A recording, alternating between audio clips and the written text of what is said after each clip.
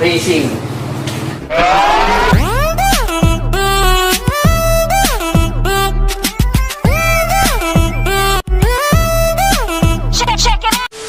Good morning sa inyo mga kabiker. Welcome ulit sa aking channel. Medyo natagalan tayong mag-upload ng video ngayon dahil nag-rest muna tayo kasi meron tayong magandang balita. So hindi ko pa sasabihin sa inyo, minsanan na lang yung magandang balita natin sa channel natin. And then, yun nga ang gagawin natin ngayon, susolusyonan natin yung problema nitong pang-racing na motor. Itong nasa likod ko. Pang-race to. Tingnan nyo. Racing. Kaya yun, na-clickbait ko kayo, no? Pang-race. Sticker lang, racing, no? Yung problema na itong motor na to, dinala sa akin. Siyempre, hindi ko naman maindihan. Katrabaho ng misis ko. Kaya, gagawin natin to. Minsan, umaandar na siya. Tapos, biglang hihinto. And then, kanina, pinaandar ko, umaandar na naman siya. So, check natin kung saan yung problema na itong motor na to. Baka grounded lang siya o check natin yung stator niya. Simulan na natin mga kabiker.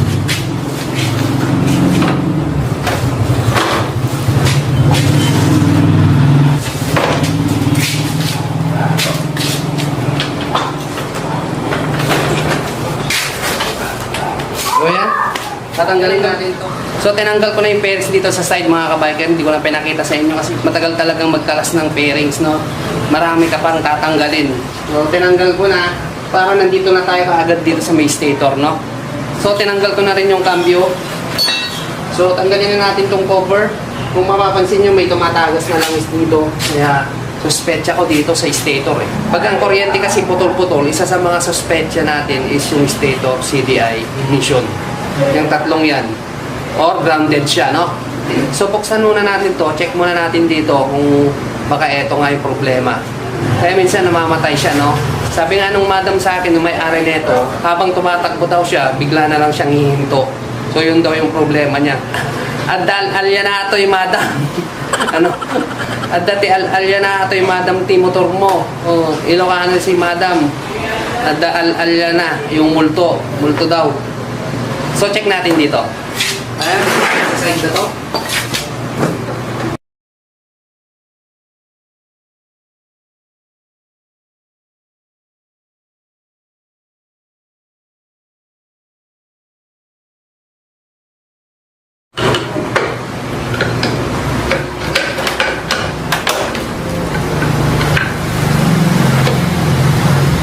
Wow. Ayun, ang tama niya mga kabiker. Dito. Nababasa ng langis. And then, may tama na siya dito.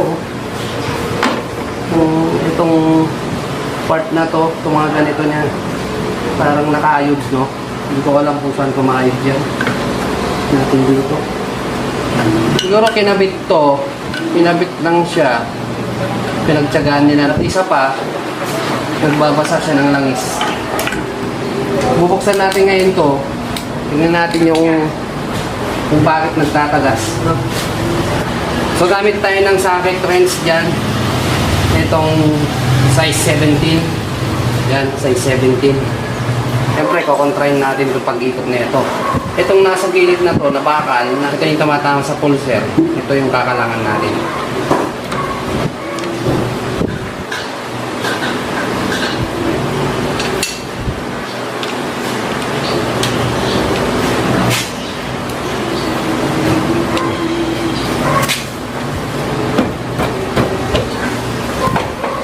Ganun lang kasimple. And then, wag muna natin luwagan. Siyempre, para mahugot natin to, gagamit tayo ng puller. Ayan. Ayan. Pipitikin lang natin yan. Ayan. Thread in natin to, tight fit, para maano siya. Tutunog naman yan. Para mas madali, pukpukin nyo na agad. Pag ganun, tanggal na yun. Kasi umangat na siya. Ganun lang kasimple mga kabiker.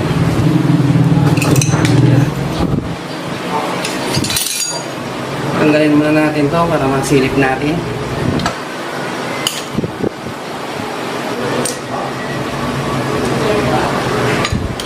Ayan. Ayan. Lagyan lang natin sa magneto para hindi mawala. So, ilahin na natin yan.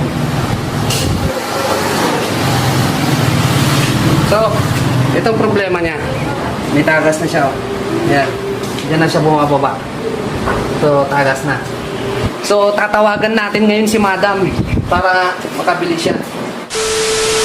So, tawagan natin yung misis ko para makausap ko siya.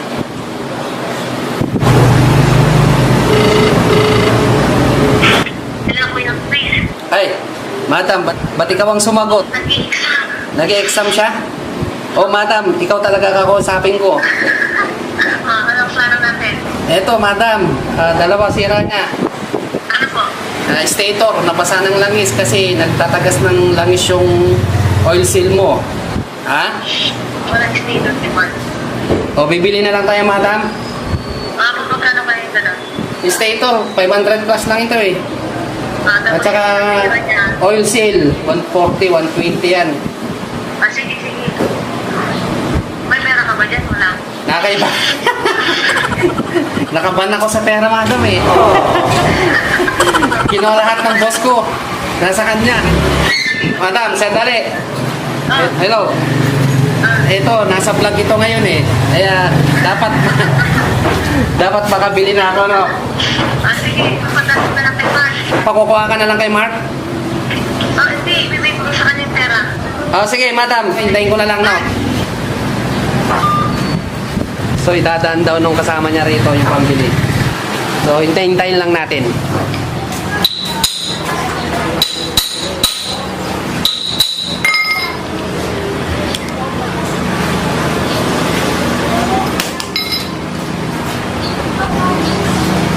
Yung isa kalbo na eh. Hindi ko kung kaya pa to. Hindi na kaya. So, sisinsilin na lang natin yan.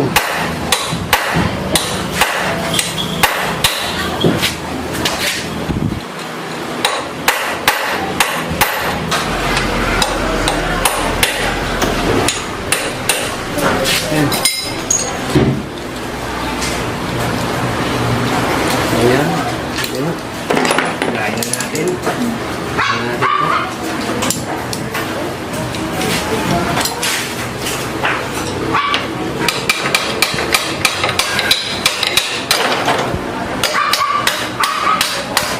Ayan.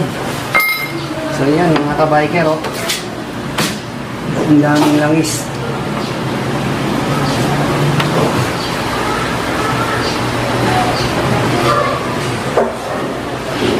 Five minutes later. So, nandito na tayo mga kabiker. Nakabili na rin tayo. Tatanggalin muna natin yung o-ring nito. Papalitan natin lahat to.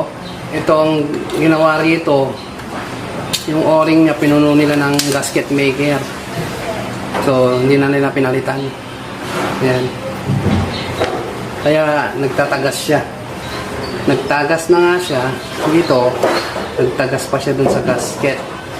So, dalawa. Kaya, babasahin niya yung stator. Once na nabasa yung stator, umaandar, shortage yan. No? So, short talaga yung stator pag ganun. Itong gagamitin natin dito. Set na siya.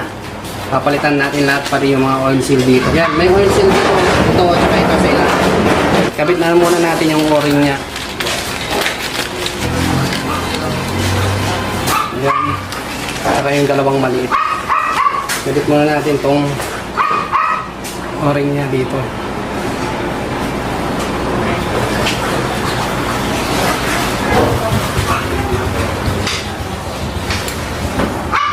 Yan. So kahit hindi na natin lagyan ng gasket maker yan kasi bukol siya. Yung isa kasing luma, flat na siya. Tanggalin na rin natin to. Ayan. Palitan na rin natin yan. Ayan. So, then, tanggalin natin yung oil seal. Ayan. Isa. Ayan.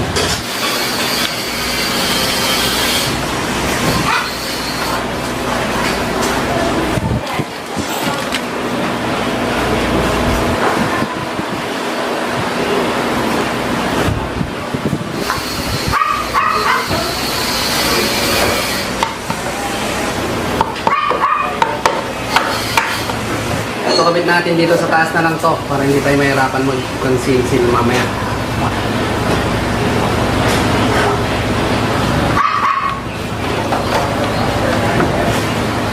Nasa taas dati, bababa ko siya.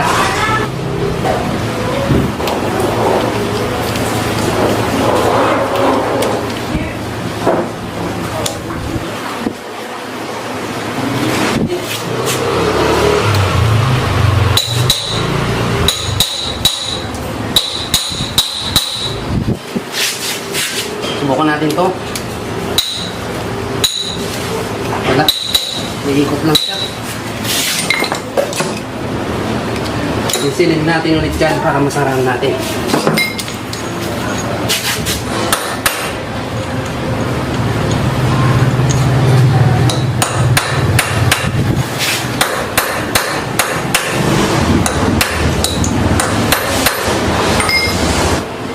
Ayan, silyado na yan. So kung mapapansin nyo, hindi na siya tumatagas. So hindi na mababasa yung stator niyan. So sunod naman natin palitan to. Kasi pag nagpalit tayo ng oil seal, kailangan set na. Ayan. Tignan nyo yung diferensya ng oil seal ng XRM. Hindi siya magkaparehas. Ayan. Malit yung sa XRM. Kaya bibili kayo. May size naman yan eh. Nakikita natin dito. Merong size dito, 18.9 na tayo. Meron yan eh. Ayan. 18.9 ng dapat kailangan natin.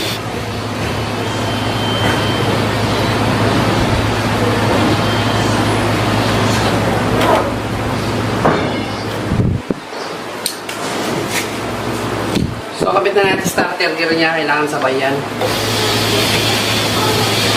Ayan. Siyempre, bago natin makalimutan, kabit natin yung circuit niya.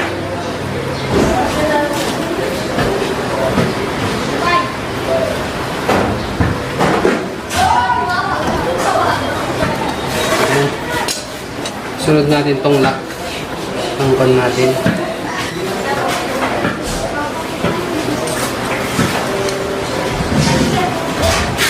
Sunod na natin tong magneto. Dito, may mark dito, yung nilusot natin. Kung papansin nyo, merong hiwa rin dito, tatapat lang natin dito.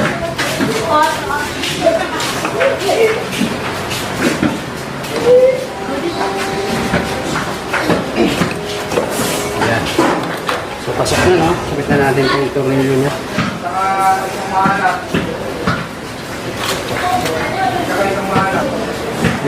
Ito na ang pangkokontra natin itong T-Rex. Yan, nakakontra na yung T-Rex. Hindi na matatanggal yan.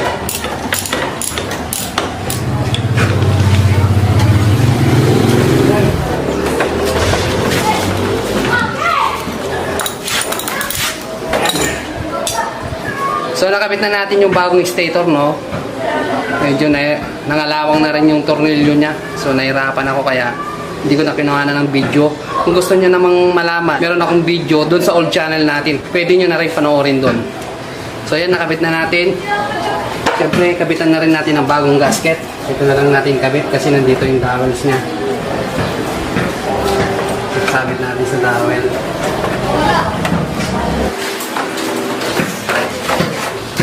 Yan dito, lag yung hose niya. Ayan. Kabit na natin to, mga kabayan.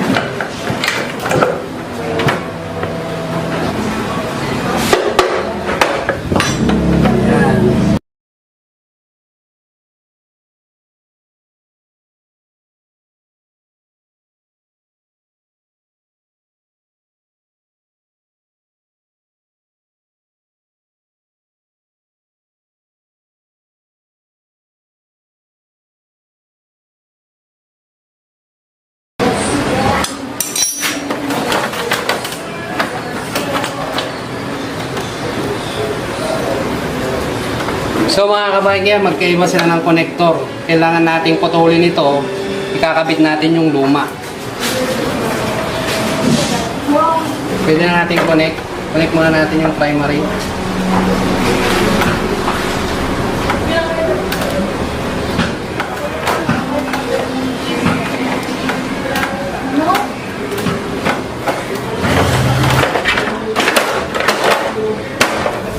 Testing muna natin kung under siya, kung tama ba yung kabit natin ng stator.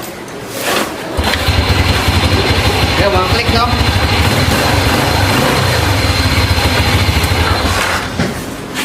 So, yan. So, yun mga kabiker, napa-under natin dun sa bagong stator. Pero babalik ko muna to, and then, shoutout na tayo.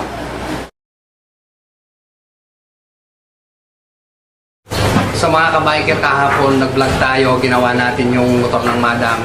So alamin naman natin kung okay na yung motor niya, tatawagan natin siya. Kinuha ko yung number niya, hindi niya alam. Kaya sa misis ko. So hindi niya alam kung sino yung tumatawag ngayon. Hello madam! Oh, tumatawag ako kanina eh. Madam, kumusta na yung motor mo? Tumitirik pa ba? Okay na. Ah, okay. Okay na. Okay. Sige, madam. Mamaya, gagaling ko na lang siya para sa kadena. Mag-edit muna ako, madam. Sige, okay na. Sige. Sige, madam. Salamat. Okay. Ay, sige, madam. Ay, no. To God be the glory, madam.